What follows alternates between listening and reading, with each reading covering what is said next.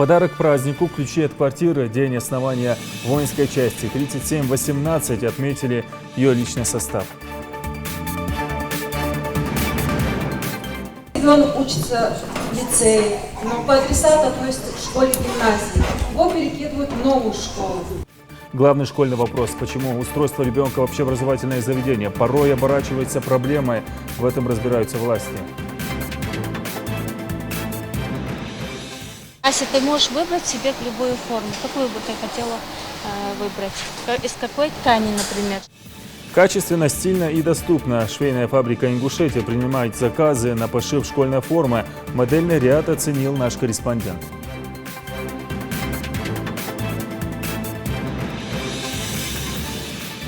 На страже природы представители надзорного органа выявляют нарушителей лесного законодательства. Уделим много времени стандартным положениям, как в обороне, так и в атаке. Домашний матч «Ангушт» готовится выйти на поле против команды «Чайка». На предигровой тренировке побывал Тамерлан Хампоев.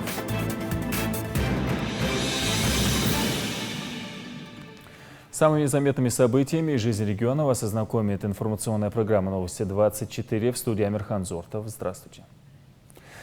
День основания воинской части 3718, расквартированной в Назране, отметил ее личный состав. Эта часть была сформирована в 2004 году после страшных июньских событий в республике. За 13 лет в истории этой части было немало примеров мужества, отваги и преданности солдат своему отечеству. В свой праздник военнослужащие получили ценные подарки, ключи от новых квартир. На открытии нового городка присутствовал глава региона. Фарида Миржоева продолжит.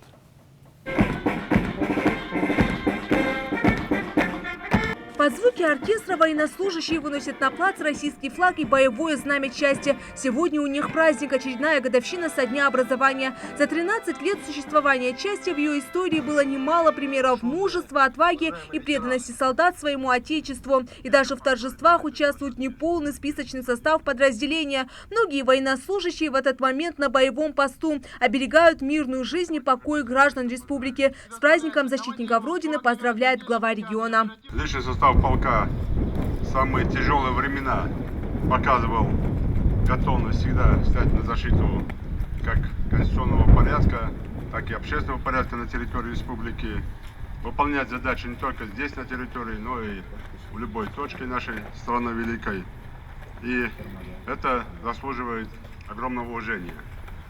Большое количество награжденных государственными наградами, ведомственными наградами, поощрениями как руководство войск Национальной гвардии, так и руководство республики. Для нашей молодежи, проходящих службу как здесь в полку, так и за пределами, всегда эта служба становится школой настоящего мужества, возмужания, роста, но и выбора профессии в последующем. Для них служение Отечеству не просто воинский долг, а призвание. Среди них есть и разведчики, и саперы. За высокие показатели по боевой подготовке, за ратный труд и охрану правопорядка военнослужащим вручают благодарственные письма, грамоты и медали.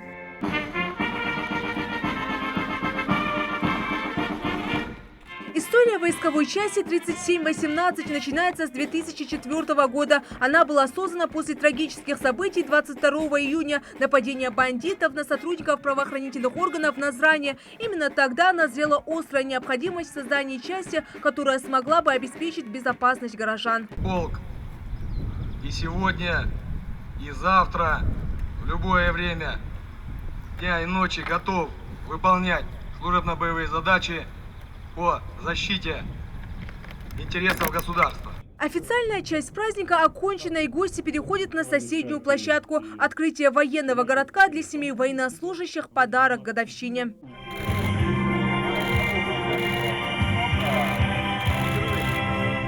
Раньше вообще, когда мы служили, самое главное для офицера было прапорщика, было то, чтобы тыл был надежный, тыл был прикрыт. Это все обозначалось в одном только. Ни в зарплате, ни в чем, а только в жилье. Крыша над головой. И так все задачи выполняли. А вот когда крыша над головой, все там готовы были задачи выполнять еще больше, и еще мотивирование. Для вас это все уже сделано.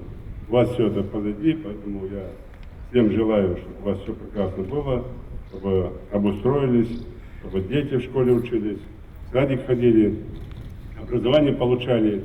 Ну а вы преданно и еще более мотивированно служили своей родине, своему долгу, оправдали надежды Верховного главнокомандующего Владимира Путина и главнокомандующего войск Национальной гвардии. Первые несколько семей получают заветные ключи и подарки. Далее гости осматривают новые апартаменты. Семья Зурабовых встречает гостей праздничным столом, ведь это новоселье для них событие долгожданное. Глава семейства Ахмед Зурабов посвятил службе в органах правопорядка 10 лет. До сих пор многодетная семья ютилась в съемной квартире. Новое жилье очень комфортное, а главное, близко к работе. Рядом находится садик, школа. Как раз у меня дети сейчас ходят в садик. Через год старший пойдет в школу. Я очень довольна, очень удобно. Кстати, школа и детский сад рассчитаны в общей сложности на 160 мест. В новые многоквартирные дома уже в эти дни переедет около 350 семей. Ферида Миржоева, Рахман Цуров, Новости 24. Качественный пошив, удобный материал, доступные цены. Швейная фабрика в Али-Юрте принимает заказы на пошив школьных форм, массовый и индивидуальный. Как заверяют предприятия, их товар ничем не отличается от одежды иностранного производства. Именно поэтому и Министерство образования решилось на сотрудничество с местной фабрикой. Ася, ты можешь выбрать себе любую форму. Какую бы ты хотела выбрать? Из какой ткани, например? Ася Далакова готовится пойти в 6 класс. О школьной форме позаботилась заранее. Прошлогодний наряд уже мало признается девочка. Новую школьную форму Ася заказала у мастериц на швейной фабрике в Али-Юрте. Вот эти манжеты делаются для того, чтобы их можно было опустить. На второй год ребенок сможет носить форму. Обтягивание вот это то же самое. Поправляется она или худеет. Тоже можно или затягивать, или отпускать ее. Из представленных образцов Ася выбрала летнее кашемировое платье. Мерки уже сняли, наряд будет готов в кратчайшие сроки. Эта форма мне понравилась, потому что она стильная, красивая, рукава очень красивые, а самое главное, мне понравился воротник. Сроки действительно впечатляют. С момента, как швея берет в руки ткань, на вешалке появляется готовая школьная форма, проходит не более 40 минут. Это в случае пошива формы для мальчиков. Платья для девочек занимают и того меньше времени. Такую скорость в работе объясняют слаженной работой и, конечно же, оборудованием, удобным в применении. Вот эти школьные формы мы шьем в 11 этапов. Здесь всего 11 операций. И эту одну форму, одно изделие мы успеваем за 25 минут. Мы шьем пооперационно. У нас здесь конвейер, и каждая швея проводит свою операцию, выполняет свою функцию. Весь август у рукодельниц швейной фабрики уйдет на пошив школьной формы. На предприятии также открыт вышивальный цех, в котором будут изготавливать нашивки, символизирующие школу и класс учащихся. У нас заказывают пока что разные приходят, родители приходят, заказывают нам эту форму.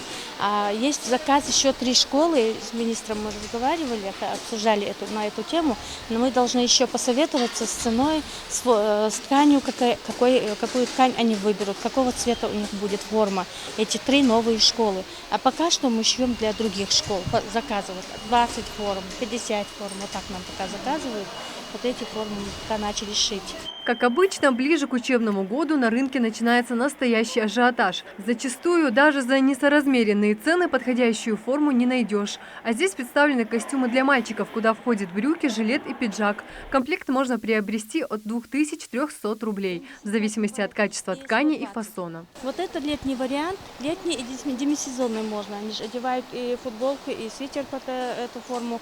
За эту форму у нас от 1600, от 1400 можно, смотря тоже по фасону. Если у нас не складка, а другого фасона, низ, то ткани уходит меньше, и она, естественно, будет дешевле. Кстати, заказать форму можно на любой возраст, а для тех, у кого есть особые пожелания, на фабрике работает дизайнер-конструктор, который примет во внимание любые пожелания заказчика. Здесь можно приобрести школьную форму на любой вкус. Ассортимент тканей для пошива разнообразен. Среди образцов представлены костюмы для мальчиков и платья для девочек из кашемира, габардина и эластина. У каждого материала свои достоинства. К примеру, эластин считается удобной, не мнущейся тканью. Складки не стираются. Между тем, детям рекомендуют носить одежду из дышащих тканей, таких как кашемир. Здесь 65% шерсти, что делает ее удобной и комфортной.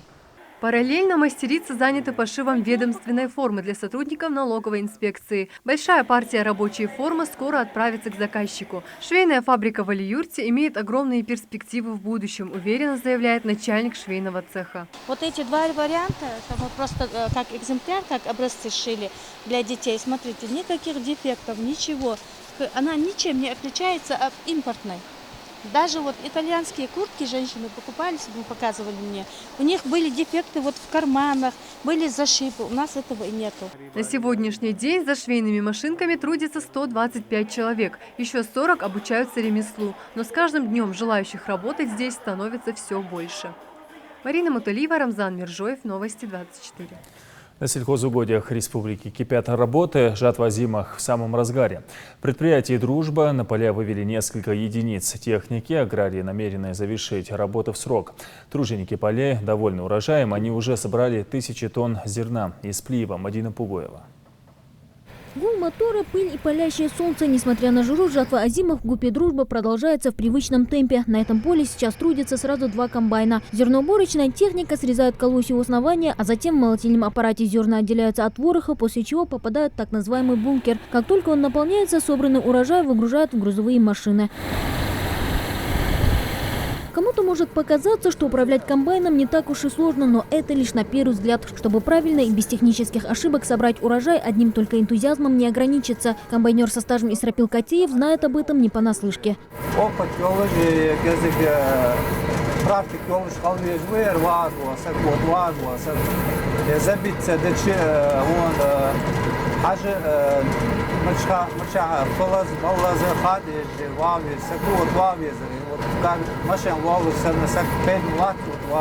Комбайн равномерно измельчает стебли и расстилает по полю, а оставшуюся после зерноуборочной техники шелуху собирают механизаторы. Ее, как правило, используют для заготовки животного корма.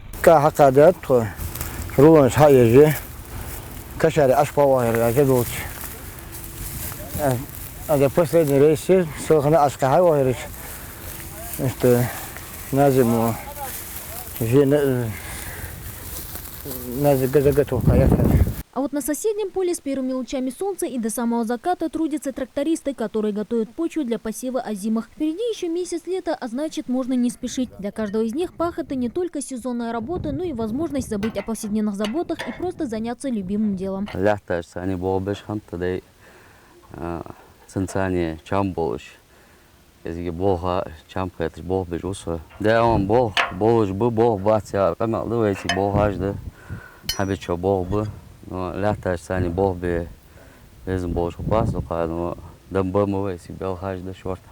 А тем временем в зернохранилище ГУПа тоже кипит работа. Здесь хранят убранную пшеницу и ячмень. Урожайность культур в этом году аграриев приятно удивляет. Уже собрано почти 1000 тонн зерна. Пока одни собирают ячмень в мешки, другие привозят с поля собранную пшеницу. И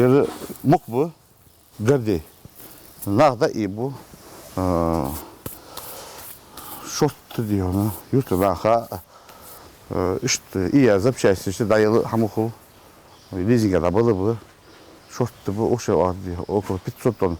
Хаяка овощей, мог 240 гектаров, 240 тонн, это 21 центнер стояний. Впереди у ГУПа «Дружба» сбор урожая кукурузы. Почти 500 гектаров злаковой культуры предстоит собрать аграриям этой осенью. А перед наступлением холодов механизаторы приступят к пахоте земель. Мадина Пугоева, Хаваш Гуйгов, Новости 24. О подготовке к хаджу говорили на совещании в правительстве. Глава республики разработал и утвердил план мероприятий по организации и проведению хаджа. На сегодняшний день принято более 800 заявок от желающих совершить паломничество. На совещании также обсудили медицинскую сторону. Заключен договор с Минздравом Ингушетии на проведение вакцинации паломников перед отправкой в Мекку, которая уже начата. Также проводится подбор руководителей групп для сопровождения верующих и медицинского персонала. Премьер-министр Руслан Гагиев поручил аппарату правительства разработать и представить график дежурства заместить вице-премьеров в период отправки паломников из республики. Компромсвязи Ингушетии провести работу с Росавиацией для получения разрешения на осуществление авиарейсов из аэропорта Магаз в Саудовскую Аравию и обратно. Встречи разные, темы обсуждения одинаковые. В Назране прошел сход граждан, представители правительства, Минстроя, городской власти и местные жители. Говорили о многом, например, о ремонте дорог, проблемах предоставления коммунальных услуг, аптечной наркомании. Что касается последнего, то этот вопрос стоит остро по всей республике. В частности, в Назране статистика употребления наркотических средств молодежи лишь растет. Репортаж Амины Пугоевой. Пожалуй, самый актуальный и ожидаемый вопрос, поднимаемый на сходе граждан, проблема водоснабжения. С наступлением летнего сезона вода во многих населенных пунктах, в том числе и Назране, местами напрочь отсутствует. Закрытие автомоек мало чем помогло. Тем не менее, администрация города приняты все меры по обеспечению водоснабжения в городе. Организована замена основных задвижек и насосов на водоподъемной станции. Также для увеличения добычи воды заменены 3 насоса на более мощные в районе фабрики улицы Московская и Базоркина. Произведена замена ветхих водопроводных сетей по улицам Гекал, Орджоникидзе и так далее протяженностью более 7600 погонных метров. Местные жители не только заслушивают доклады чиновников, но и обращаются к ним с насущными проблемами. Марем Таршкоева живет в районе 105-го массива. Уже несколько лет женщину пытается выжить из квартиры собственный сосед. Дело дошло до судебных приставов. Я купила эту квартиру, отдала на руки деньги. Вот так заработала. Где вы купили? В 105-й массиве, Новая улица. Новая улица. 105-й. А сейчас на население судили. Найти решение непростой ситуации местные власти Марем обещают. Еще одна насущная тема, волнующая все общество – аптечная наркомания. Среди молодежи. На сходе отмечают, статистика неуклонно растет вверх. Ездили в республику на пограничных наших постах ТТС, были пойманы на проверке несколько фактов, обнаружили ввоз вот этих веществ в 100 предельных республик. К решению этой проблемы подключились и местные жители, которые предлагают свой вариант выхода из сложившейся ситуации. Спасение утопающего – это дело рук самого утопающего. Так почему бы нам не вспомнить хорошую, прекрасную, старую и давно забытую традицию дружинников, например? Почему мы сидим и просто, может, я резко выражусь, но мы ноем о том, что у нас есть наркоманы, у нас есть преступность. Мы сидим и ждем от кого-то действий. Я лично не против сам в этом поучаствовать, выйти на улицу и в конце концов сам бороться в рамках, естественно, правовой ответственности с теми же нарушителями, наркоманами и так далее. С таким мнением в корне не согласны в региональном Минздраве. Лирика – жизненно необходимое лекарство для некоторых больных. Исключить ее из аптек просто невозможно. А рейды по лекарям, продающим лирику без рецепта – пустая трата времени. Ведь наркоманы свою дозу покупают у дилеров в специальных точках. Проблема будет решена только когда участковые будут выполнять свою работу в полном объеме, считают в Минздраве. Участковый должен знать на его участке. Есть точка по спиртному и по наркомании, которая реализует это все. Он обязательно должен знать. Если он этим не занимается, зачем вообще нужен участковый? Извините, за газ, за свет как-нибудь уже другие службы доберутся до нас. И второе. Если аптека на его участке находится, если уж по-другому не решается, то, пожалуйста, контролируйте аптеку. Вечерние часы. Впрочем, аптечная наркомания далеко не единственная проблема в регионе. Криминогенная обстановка в целом тоже требует внимания, отмечает местный участковый. На текущий период на учете правоохранительных структур региона зарегистрировано 335 жителей. Освобожденных с мест лишения свободы 137. Лица, формально попадающие в административный надзор, 72. Кроме того, на учете МВД по ЕРИ состоят лица, состоящие в пользовании огнестрельного оружия, зарегистрированные на территории обслуживания МВД по городу Назрань, 4538 полов. Зато показатели по здравоохранению радуют положительной динамикой. За последние 2 месяца открыты онкобольница в Плиево, перинатальный центр на Сыркорте и детская больница. Говорят и о том, что сделано в городе за последнее время. Так завершена реконструкция улицы Московская, а фабричная Евлоева и Джабагиева заасфальтированы. Заменены канализационные трубы, газовые и водопроводные сети. Амина Бокова, Султан Булгучев, Новости 24. Проблема устройства детей в общеобразовательные заведения Магаса и Назране решалась на встрече главы региона с родителями школьников. Вопрос этот назрел давно. Часто родители сталкиваются с тем, что руководство школ отказывается принимать детей, ссылаясь на нехватку мест. Однако, если покопаться глубже, то выясняется, что те самые места заняли дети, которые по прописке относятся к другому участку и, соответственно, должны учиться в другой школе. Материал Марии Мистоевой. Юнус Юнусбеку Евкурову в блог и Инстаграм уже давно начали поступать сообщения от недовольных родителей, которые не могут устроить своих детей в школы. Жителям столицы в местных образовательных учреждениях говорят, нет мест. Только в новую школу на 1500 посадочных мест в первый класс набрано 50 детей. И так во всех столичных школах. По словам директора лицея, все будущие первоклашки – жители столицы. Мы объяснили позицию, что мы не можем принимать первый класс в связи с тем, что у нас нет посадочных мест. 50 человек в первый класс набраны. И вот если бы я ищу хоть один... Сколько детей в первый класс набрано? 50 человек. Это 2 класса? Это 2 класса по 25 человек. 25 человек, да. А все эти дети, 50, которые набраны в первый класс, они откуда? Они все вот жители города Магаз. Жители города Магаз или этого микрорайона? Этого прилежащего микрорайона. Вы отвечаете за каждого ребенка? Да, да. То есть вы отвечаете за каждый, что это все? Дело в том, что была произведена проверка, и проверили факт проживания. Из этих 50 человек всего лишь один ребенок имеет прописку, но не подтвердил факт проживания. В зале несколько сотен людей. Большинство из них – это родители будущих первоклассников. У многих не один и не двое детей. У этой женщины 5. Ее муж погиб при исполнении. Старшая дочь учится здесь в лицее, но второго ребенка ни в одну из столичных школ не берут. Глава региона поручил разобраться в этой ситуации и воззвал к совести родителей, которые возят в школы Магаза своих детей из других населенных пунктов. Да, я понимаю, если здесь, в 10, в 11 там, или 9 классе, где дети сами уже в школу ходят, я понимаю. Тогда вот первый класс там перенаправили туда. Я могу понять.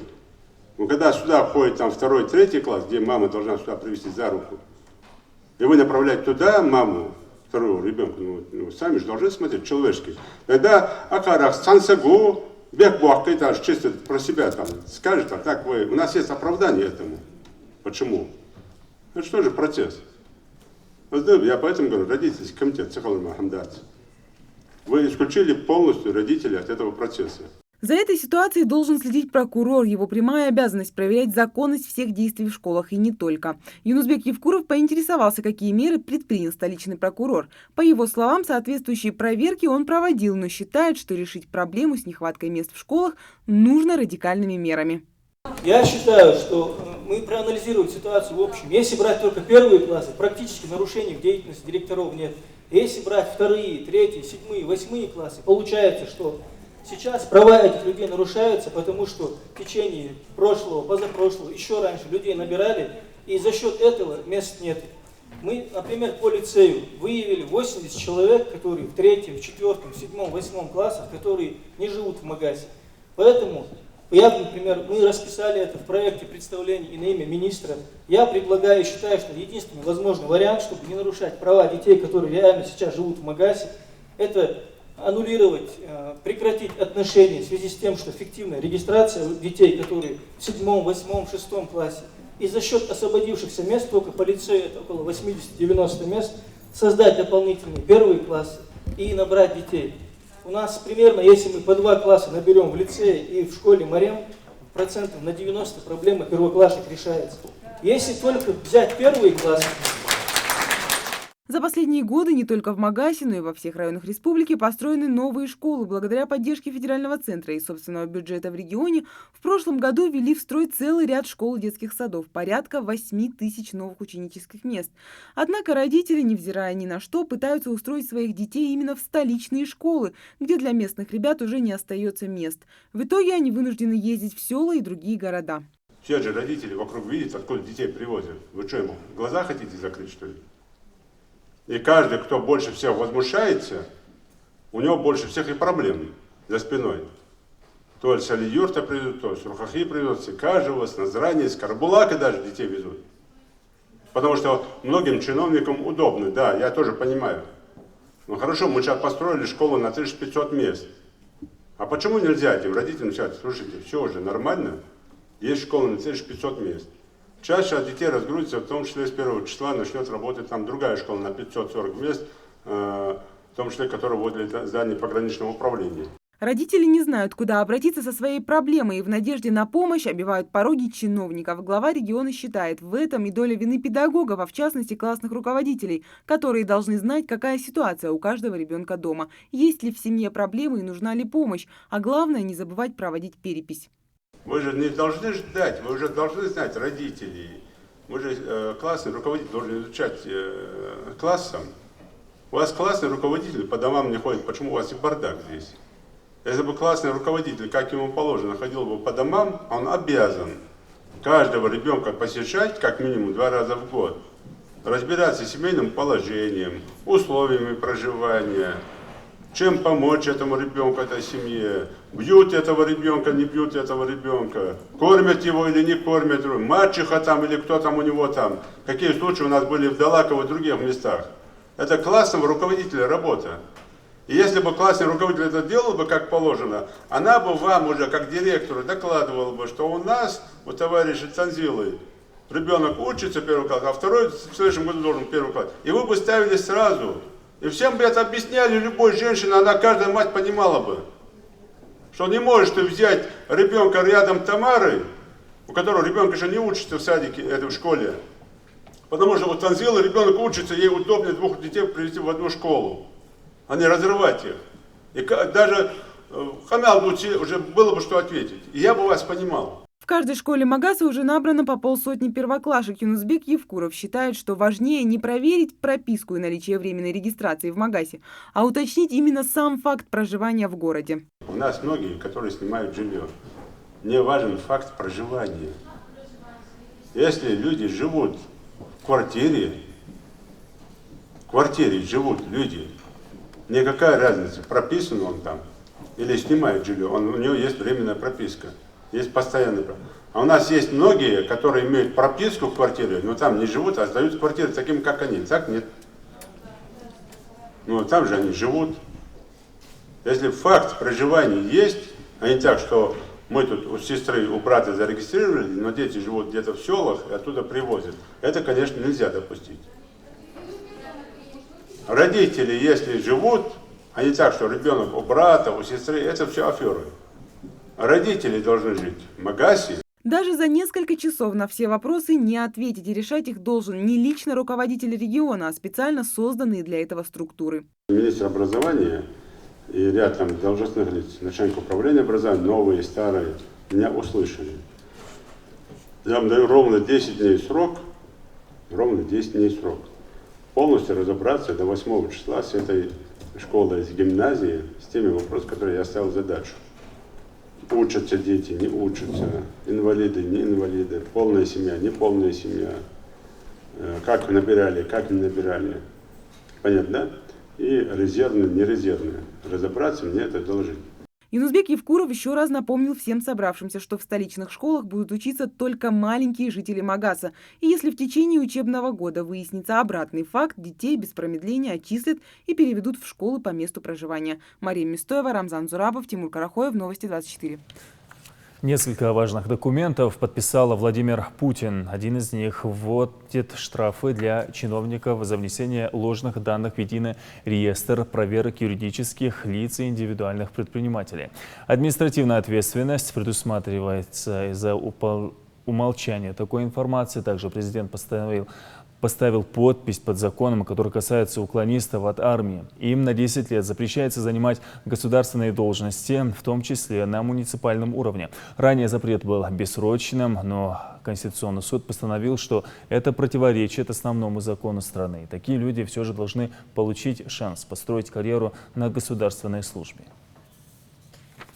Считанные дни остались до масштабных торжеств в честь Дня военно-морского флота России. Они запланированы в разных городах страны. Сейчас идут репетиции парадов, в частности, у берегов Владивостока, где базируется Тихоокеанский флот. Задействовано более 1500 военнослужащих, около 40 боевых кораблей, подлодок, катеров, а также техника береговых войск. Главный военно-морской парад 30 июля состоится в Петербурге. Накануне там тренировались экипажи самолетов и вертолетов, которые будут участвовать в авиационной части. В небо поднялись около 40 боевых машин. Завтра генеральная репетиция торжественного смотра. Парад обещает быть грандиозным. День открытых дверей сегодня прошел в региональном управлении Роскомнадзора. Всероссийскую акцию приурочили к Международному дню защиты прав субъектов персональных данных. В рамках акции прийти и задать интересующие вопросы мог каждый желающий. Специалисты ведомства больше всего обращают внимание пользователей соцсетей на вопрос защиты персональных данных. В частности, это касается молодежи, которая не задумываясь о негативных последствиях, выкладывают свои личные данные во всемирную сеть. Я бы сказала, акцентировала внимание непосредственно вот на молодежи, на наших учащихся, учениках и студентах, потому что очень часто так бывает, что дети, не зная всех негативных последствий, часто размещают буквально фотографии, все свои данные, в том числе и паспортными данными могут обмениваться в форме игры там, и так далее. И родителей хотелось бы привлечь к тому, чтобы они обратили внимание на размещение детьми своих персональных данных в соцсетях, и учителей, и директоров школ. Да и вообще всех и взрослых людей на свои персональные данные, куда они их отдают, кому они их сдают, где они копируют свои паспорта, что дальше с ними происходит. На страже природы сотрудники надзорного органа вновь взялись за нарушителей лесного законодательства. Факты незаконной добычи древесины выявляли в Сунжском районе. Представители специальной комиссии посетили несколько лесопильных цехов. Итоги рейда в материале Тамерлана Хамхоева. Деревья – легкие планеты. Эту истину экологи не устают повторять каждому как мантру, хотя для многих это в первую очередь средство заработка. Сегодняшний рейд – лишнее тому подтверждение. Мужичи, Алхасты, Галашки – все эти населенные пункты под проверку комиссии попадают не случайно. Именно эти территории больше всего в регионе богаты лесными массивами. Это у нас не первый случай. В прошлом году мы проводили, в этом году еще весной мы проводили. Сейчас наша задача выехать, выявить, если незаконная вырубка леса по линии комлесхоза, по линии гостехнадзора, по нашей линии, мы выявляем технику, которая не зарегистрирована. Если у них документы, нет у них документов. Те люди, которые ездят на самоходной машине, если у них удостоверение тракториста-машиниста, соответствующие категории. Это небольшое предприятие свою деятельность осуществляет законно, у лесхоза претензий к ним нет. А вот у Гостехнадзора замечания все-таки нашлись. Манипулятор, предназначенный для бытовых работ, бездействует. Из-за поломки, как здесь объясняют. Однако неисправность в двигателе не повод обходиться без документов, напоминают руководителю. Он обещал предоставить документы, договор купли-продажи, у кого он покупал. Это Карбаласский химреагент-завод. Он когда-то у него покупал, сейчас он обещал предоставить нам договор купли-продажи. На основании этого договора мы будем его штрафовать, госпошлину оплатит, там полный пакет документов у нас 3200 рублей получается. На основании вот этих договоров, вот штрафов, вот это все, мы ему выдадим полный пакет документов. Следующая точка – живописное сельское поселение Мужичи. Раскинувшееся в Сунжском районе село привлекает сюда немало любителей отдыха на природе. И без вырубки лесов здесь тоже не обходится. Самый красочный пример – этот клен, который небрежно свален во дворе одной из лесопилок. Мы вызвали хозяина. Пилорамщик находится здесь. Он сказал сообщить сегодня хозяин пилораму. Тут подвезли вроде древесина, вот клен мы видим, где-то примерно 2 куба. И будем разбираться, откуда она была привезена, кем привезена. И потом, пока мы зафиксировали, будем дальше разбираться. У местных жителей свое видение сложившейся ситуации. По их словам, вырубкой леса они занимаются не от безделья, а от отсутствия возможностей трудоустройства в селе.